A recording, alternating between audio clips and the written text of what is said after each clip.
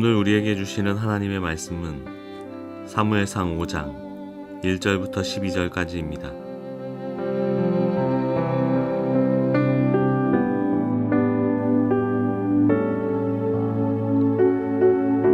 블레셋 사람들은 하나님의 궤를 빼앗아서 에벤에셀에서 아스돗으로 가져갔다.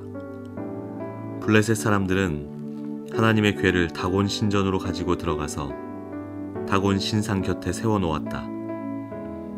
그 다음날 아스돗 사람들이 아침에 일찍 일어나서 보니 다곤이 주님의 궤 앞에 엎어져 땅바닥에 얼굴을 받고 있었다. 그들은 다곤을 들어서 세운 다음에 제자리에 다시 가져다 놓았다. 그 다음 날도 그들이 아침 일찍 일어나서 가보니 다곤이 또 주님의 궤 앞에 엎어져서 땅바닥에 얼굴을 받고 있었다. 다곤의 머리와 두 팔목이 부러져서 문지방 위에 나뒹굴었고 다곤은 몸통만 남아 있었다. 그래서 오늘날까지도 다곤의 제사장들과 다곤 신전에서 예배하는 사람들은 아스돗에 있는 다곤 신전에 들어갈 때 문지방 위를 밟지 않고 넘어서 들어간다. 주님께서 아스돗 사람들을 무섭게 내리치셨다. 주님께서 그들에게 악성 종양 재앙을 내리셔서 아스돗과 그 지역 사람들을 망하게 하셨다. 아스돗 사람들이 이것을 보고 이스라엘의 신이 우리와 우리의 신 다곤을 무섭게 내리치니 그 신의 궤를 우리가 있는 곳에 두어서는 안 되겠다 하고 말하면서 사람을 보내어 블레셋 통치자들을 모두 불러 모아놓고 이스라엘 신의 궤를 어떻게 해야 좋을지를 물었다. 블레셋 통치자들이 이스라엘 신의 궤를 가드로 옮기자고 하였으므로 아스돗 사람들은 이스라엘 신의 궤를 가드로 옮겼다. 아스돗 사람들이 그 궤를 가드로 옮긴 뒤에 주님께서 또 그 성읍을 내리쳐서 사람들이 큰 혼란에 빠졌다. 주님께서 그 성읍의 사람들을 어린아이나 노인이나 할 것 없이 모두 쳐서 악성 종양이 생기게 하셨다. 그러자 그들이 하나님의 궤를 에그론으로 보냈다. 그러나 하나님의 궤가 에그론에 이르렀을 때에 에그론 주민들은 아스돗 사람들이 이스라엘 신의 궤를 우리에게로 가져와서 우리와 우리 백성을 죽이려고 한다 하면서 울부짖었다.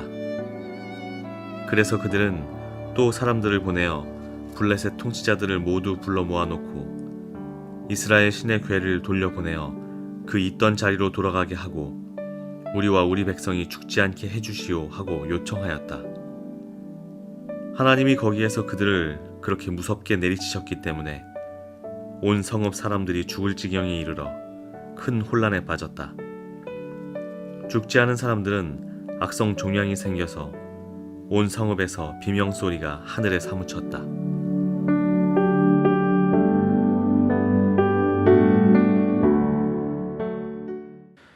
이스라엘은 블레셋과의 싸움에서 완전히 패배하고 수만 명이 죽게 되었습니다. 이뿐만 아니라 이스라엘에게 가장 중요했던 하나님의 궤도 빼앗겼습니다. 하나님의 궤는 주님께서 이스라엘과 함께 계신다는 상징이었습니다. 그런데 그 하나님의 궤를 빼앗긴 것입니다.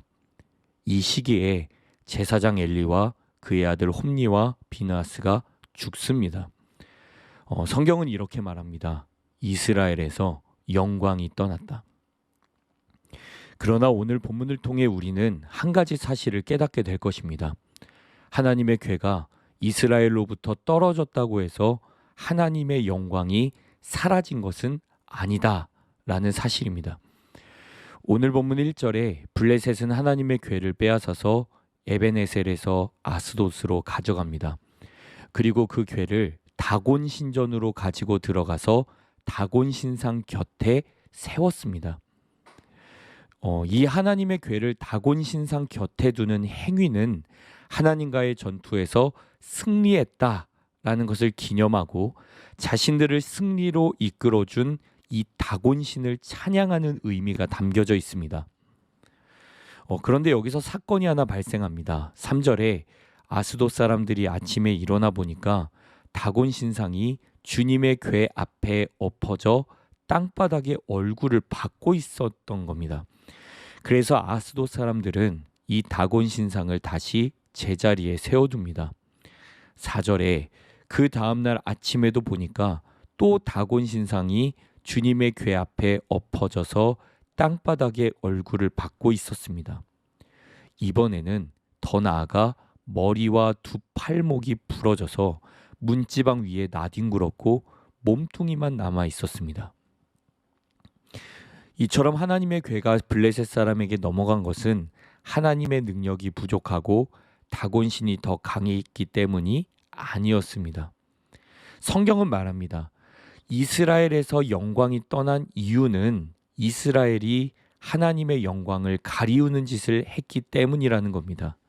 하나님의 말씀에 순종한 것이 아니라 하나님의 말씀을 왜곡했습니다.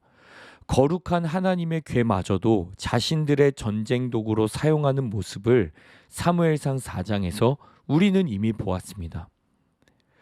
이스라엘과 같이 하나님을 무시하면서도 자신들의 승리와 이익을 위해 하나님을 이용한 죄는 너무나도 컸습니다.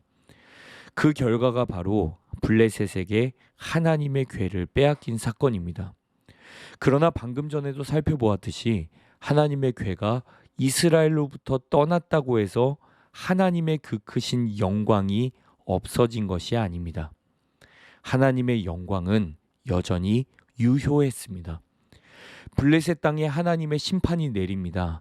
블레셋 사람들은 말합니다. 7절에 이스라엘의 신이 우리와 우리의 신 다곤을 무섭게 내리치니 그 신의 궤를 우리가 있는 곳에 두어서는 안 되겠다. 영광이 빼앗긴 대상은 하나님이 아니라 이스라엘이었습니다. 하나님께서 실패하시거나 손해를 보신 것이 아니라 이스라엘 자신이 실패했고 이스라엘이 손해를 보았습니다. 그리고 우상을 섬기는 블레셋 또한 덩달아서 심판을 받게 되었습니다. 12절입니다. 죽지 않은 사람들은 악성 종양이 생겨서 온 성읍에 비명소리가 하늘에 사무쳤다. 저는 오늘 본문 속 이야기를 통해 세례 요한과 유대 지도자들의 대화가 생각났습니다. 마태복음 3장을 보시면 세례 요한은 자신에게 세례를 받으러 오는 유대 지도자들을 보고 이렇게 말했습니다. 독사의 자식들아, 누가 너희에게 닥쳐올 징벌을 피하라고 일러주더냐. 회개에 알맞은 열매를 맺어라. 그리고 너희는 속으로 주제넘게 아브라함이 우리 조상이다 하고 말할 생각을 하지 말아라. 내가 너희에게 말한다. 하나님께서는 이 돌들로도 아브라함의 자손을 만드실 수 있다. 이 말씀은 오늘 본문 속 이스라엘에게도 동일하게 적용될 수 있습니다. 하나님의 궤가 블레셋에게 빼앗긴 이유는 이스라엘의 전적인 어리석음과 교만함 때문이었습니다. 당연히 자신들이 하나님께 선택된 백성이니까, 내가 하나님께 선택된 백성이니까 필요할 때 하나님의 이름을 끌고 나가면 다 될 것이라 생각했던 겁니다. 그러나 세례 요한을 통해 주님은 뭐라고 말씀하십니까? 이 돌들로도 아브라함의 자손을 만드실 수 있다. 이스라엘, 너희가 꼭 아니어도 나는 새로운 민족을 세울 수 있는 그런 자다 라고 말씀하시는 것과 같습니다. 또한 세례 요한의 이러한 외침은 이스라엘뿐만 아니라 우리에게도 적용됩니다. 우리는 이스라엘 모습을 통해 우리 자신을 점검해 보아야 합니다. 이스라엘은 말했습니다. 주님의 언약궤를 우리에게로 모셔다가 우리 가운데 있게 하여 우리를 원수의 손에서 구하여 주시도록 하자. 우리의 예배는 어떻습니까? 우리의 간증은 어떻습니까? 우리의 기도는 또 어떻습니까? 주님을 우리에게로 모셔서 우리 한가운데 있게 해서 우리의 문제를 해결해 주시도록 끌고 오는 식은 아닙니까? 주님만이 우리의 목적이신지 아니면 주님이 우리의 수단이신지를 살펴보아야 하겠습니다. 예배가 수단이 되면 주님의 영광은 그 예배로부터 떠날 것입니다. 우리의 간증 내용과 목적이 내 자랑, 가족 자랑, 자녀 자랑이라면 주님의 영광은 그 간증 가운데 없을 것입니다. 나 자신의 영광만 남아있게 될 것입니다. 우리의 기도가 마치 생일 케이크 앞에서 소원 빌듯이 새해 첫날 다 해맞이하며 빌듯이 그렇게 버릇한다면 주님의 영광은 그곳에 있을 수 없습니다.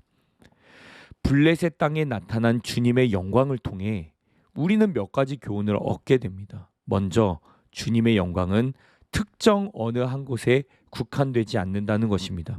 둘째, 아무리 거룩한 백성 이스라엘이라 할지라도, 아무리 성도라 할지라도 주님의 영광을 가리우는 짓을 하면 그 영광은 떠나버린다는 것입니다. 우리의 예배, 우리의 간증과 고백, 우리의 기도가 바른 이유와 목적으로 이루어질 수 있기를 바랍니다. 주님이 우리의 수단이 아니라 유일한 목적과 이유가 되시기를 소망합니다.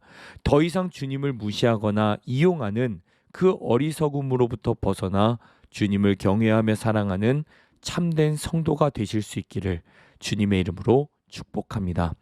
기도하겠습니다. 주님께서 우리의 수단이 되시는 것이 아니라 우리 삶의 유일한 목적, 우리 삶의 유일한 이유가 되시기를 간절히 소망합니다.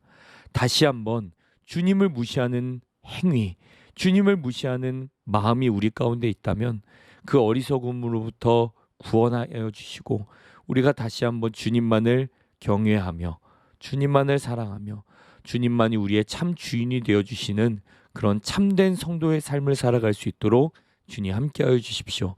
예수님의 이름으로 기도합니다. 아멘.